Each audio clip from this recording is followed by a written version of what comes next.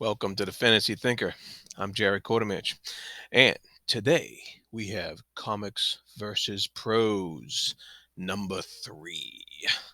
And we have issue number 3 of Assassin's Apprentice from Dark Horse Comics to go along with our reading of the novel Assassin's Apprentice by Robin Hobb. And so, let us delve right into this comparison and contrast. Last time, in issue number 2, we ended up right at the end of chapter 2 in the book. And so this time, you would expect, let's start off with chapter 3 in issue number 3. But not quite. So, in the novel, we are actually treated to quite a few pages before we get to page 1 in the comic. This is actually it's only 2 pages, but the first page in the comic, which I think I'm going to have right up here, starts off right on page 46 in the book, which is 2 pages in, where we get some exposition in the panels, and we get a look into the theme of loneliness, which is the theme of this issue, and I think the theme of this chapter in the book as well.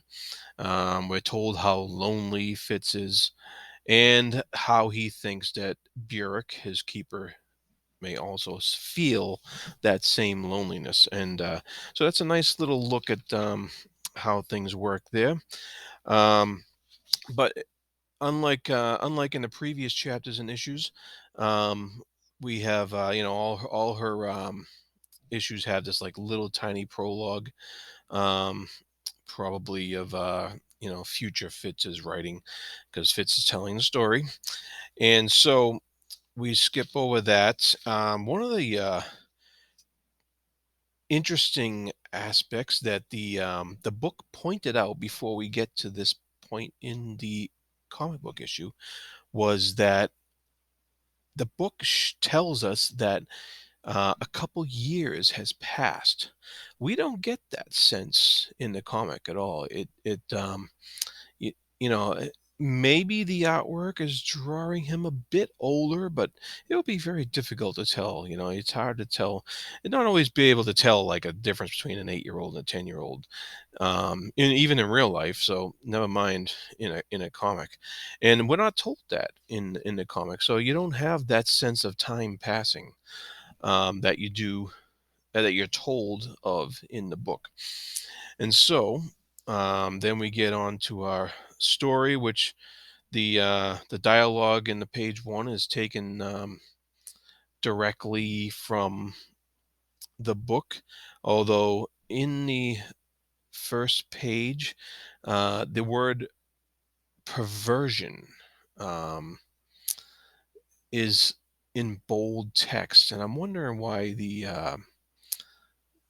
comic book adaptation writers, Jody Houser, um, decided to pick that out as an emphasis, and so, and that's in regard to his to him being a bastard and having being born out of wedlock and what have you to the prince, and so that was just an interesting little thing that the comic book adapters put in there. Uh, then we move right up to um, a couple pages into the in a couple more pages into the book before we get to the next panels on the next page in the comic. And this is the entrance of the king, the actual king, who is coming to introduce himself to Fitz for the first time. Of course, this is a momentous event in Fitz's life up to this point.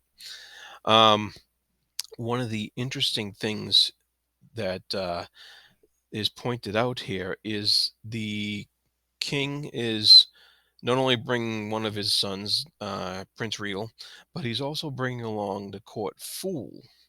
And when you read about the fool in the book, it says he has a pale eyes, a goggle in an eggshell face. And personally, I would have not really known what that meant. What does an eggshell face look like? But the interpreters of the comic point that out to us pretty clearly. I thought it was a really good rendition of what an eggshell face might look like, and the interiors and as well as the cover show us that very clearly. So I thought that was a great job on their part in order to bring that to life. And so we move on to, let's see, the next section. So yeah, the dialogue for the next few pages is taken pretty much word for word from the book in chapter 3 here as we move along. The interesting thing that the book does is when the king is explaining to um, his son Regal, which I don't know if anybody's gonna like this guy. Definitely don't like him now. So I don't know what the future brings, but he's kind of a kind of a turd, really. So he's explaining to this prince of his um, that he wants him to realize that this boy Fitz could be used to their advantage, to his advantage, if cultivated properly. And what the comic did was they actually gave you little glimpses of what a grown-up Fitz could look like, with sword in hand, a regal bearing, cloak, and they do it in the comic. They do it in kind of a shimmery green um, outline, which I can show you here. So that represents the future Fitz, and so future Fitz. He is he's got a regal bearing. He looks like a warrior, and it looks like the tool that the king imagines could be used for to help his kingdom and to help his line go on. Um, Regal doesn't quite seem to get it. He's too much in his head about not dealing with this bastard boy and stuff like that. Um, but that was a good little insight that the comic book adapters gave us that you don't get that in the novel. Um, and so the you move on to when they leave. Not yet. No, no, not when they leave. We move on to the part where the king is. He kneels down in front of Fitz, and he's using the skill on Fitz, and he's uh, he's kind of getting an oath out of Fitz that you're going to follow me, and Fitz says yes, sir. And it was that was pretty much word for word from the book as far as the dialogue goes, and then it goes into the line which is also in the book that this is the first experience of the skill at the hands of a master. So the master is the king is a master at using this skill, and of course, Regal doesn't approve. What else is new? Um, and he actually says so. Like he spouts out that his mother, the queen, would certainly not approve. Um, and in the comic, we get a kind of a look at what the queen might look like, and like another view of what she she may have presented to Regal, which is not in the book. We don't see this vision of the queen. So you got this little, panel in red here, which gives us a look at what Regal's conversation might have been with the queen, representing the past. So that was very nicely done in the book as well. Of course, the father blows that off so much nonsense, and the king. And so um, and once again, the dialogue's taken. They show the fool once again as he leaves. He kind of gives him a little weird gestures, which Fitz doesn't quite understand at the time. And so we move on to um, the next section where Burek now is charged with teaching Fitz horsemanship, how to take care of a horse, how to ride a horse, and so on. And so, because that was Burek's job.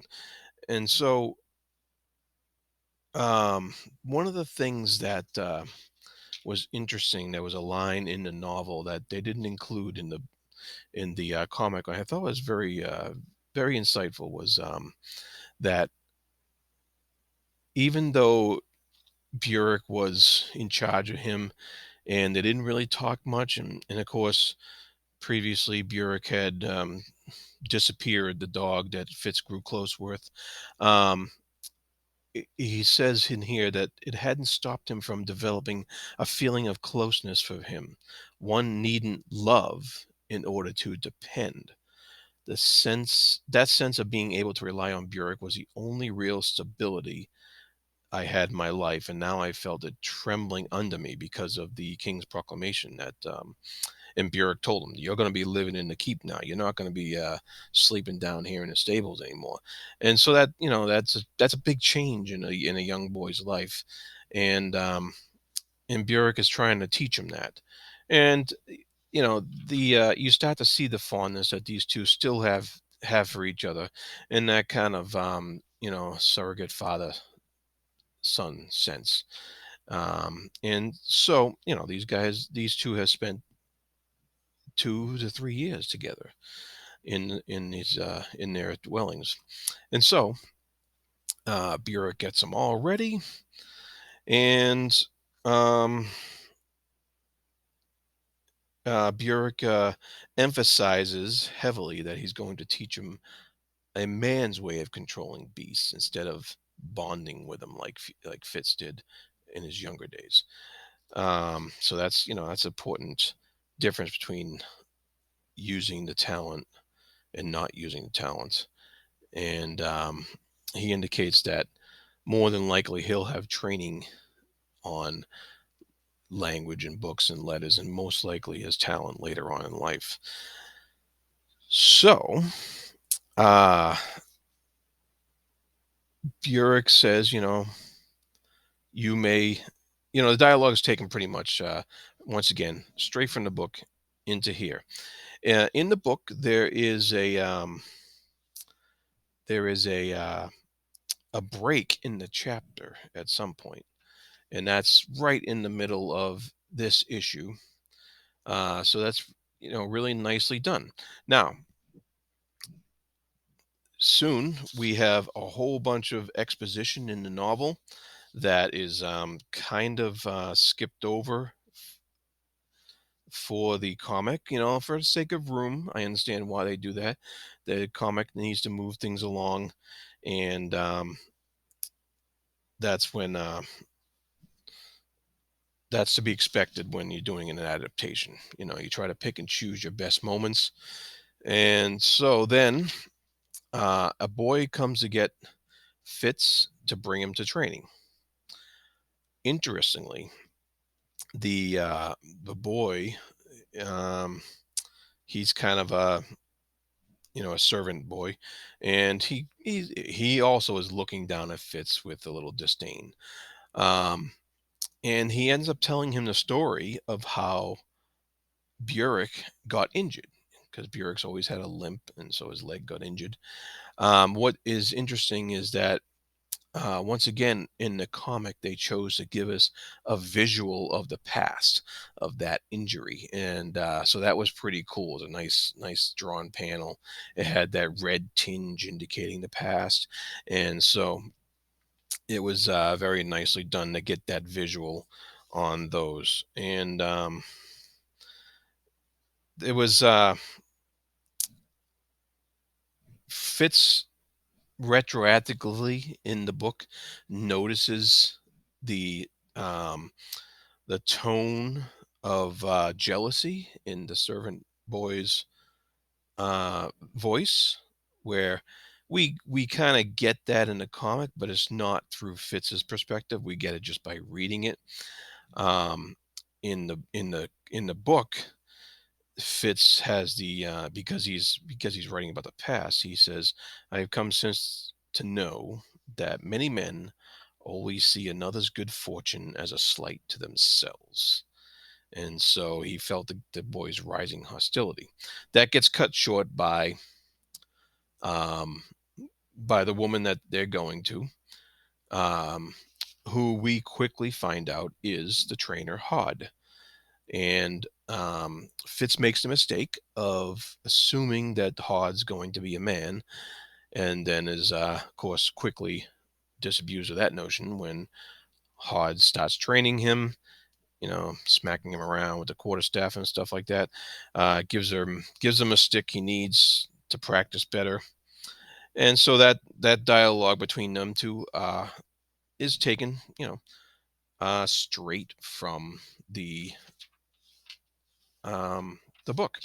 One thing that I wanted to mention was on page 7 here, just before the king uses his power on Fritz, the narration in the captions of the panels actually goes back to the beginning of chapter 3 in the book, and that's where we get a little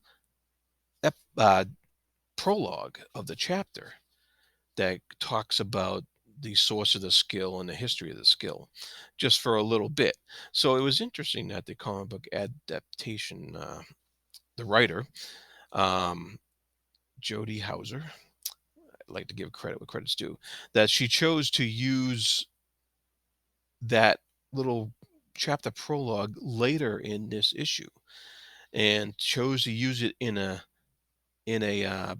spot that emphasized that the skill was about to be used by the king on Fitz. And so I thought that was very well done on her part, in that it was, and I fit the story very well, and it didn't detract at all from it being in the beginning in this chapter to it being where it was put into the book. Um, we get a bunch of, going back to the after the training, at the Fitz's training, we get a whole bunch of exposition here in the book, and this is where the book goes into, I believe, yeah, chapter 4. So we're actually skipping ahead to chapter 4 while still in issue 3 of the comic series. And so this is where things start getting a little different from the pattern we had already established with one issue, one chapter so far. We're in issue 3 of the book, and we're getting into issue 3 of the comic series, and we're getting into chapter 4 of the book. And so, that had to happen eventually. If you had one chapter per issue, eventually it'd be a very, very long comic book series. Um, and you wouldn't want that for your audience when you're putting out a monthly comic. So in the book, we get into chapter 4, and we get a lot of exposition, a lot of insight between Burek and Fitz that is not in the comic. So you get a little bit more of their relationship, and you get a little bit more of um, the some of the stuff about the heraldry of the house and what different symbols mean. That's not really shown here in the comic. It may come up at a different time, but the one section we do get is that theme on loneliness, and so that's why I think the comic chose that, was because loneliness was the theme on the first page of the comic, and then there's a section on loneliness in chapter 4 in the book. And so they used those words, and it's actually just one line, loneliness. That's like the whole paragraph in the book. And that's how they start in the comic on the second to last page. And it goes through that, and it goes through um, Fitz is having his little dreams, and so he's feeling lonely. He knows Bjork's lonely too, and he's lonely without his connection to the dogs that he used to have, through his talents. Um, so there's a lot of exposition there, and then the last page cuts off with there's a nice description in the book of a man who comes to wake him up, and the man just says, "Good, you're awake. Get up and follow me." And that's how they cliffhanger. Boom, stop it right in the comic. In the novel, it's right in the middle of page 72. Like, oh, wait, there's no break there. Wait, you're teasing me here because I'm in the middle of a chapter. I wanted to keep reading. What's going on? uh, so it was an interesting point for the comic adapters to stop. I mean, I can see how that's a cliffhanger, and that's could be the end of a section or a chapter. Good, you're awake. An unknown character we haven't met yet comes in. Come with me. So you're like, dun dun dun. Who's this guy? And tune in next issue for, find out who this guy is. Whereas the book, it looks like we're gonna get a description right away of this guy. I didn't read ahead though, because I didn't want to read beyond my comic. So we leave it right there on page 72 as we come to the end of issue number 3 for Assassin's Apprentice. Uh, there was a lot to digest here.